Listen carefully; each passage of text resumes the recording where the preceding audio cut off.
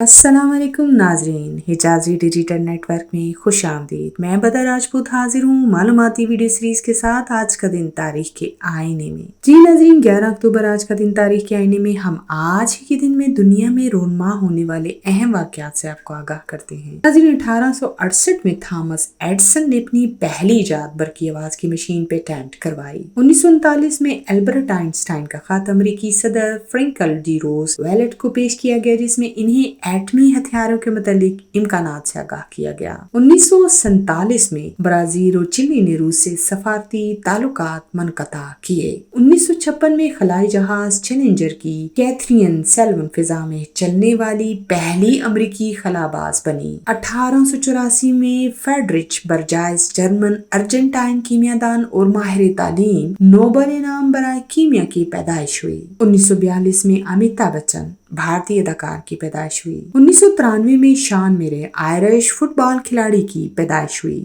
1963 میں اردن کے شہزادہ فیصل بن حسین کی پیدائش ہوئی۔ ناظرین، آج کی معلوماتی ویڈیو آپ کو کیسی لگی؟ اپنی رائے سے ضرور آگاہ کیجیے گا۔ ہمارے چینل کو دیکھنے کا بہت بہت شکریہ۔ اپنا بہت سا خیال رکھیے گا۔ اللہ نگہبان۔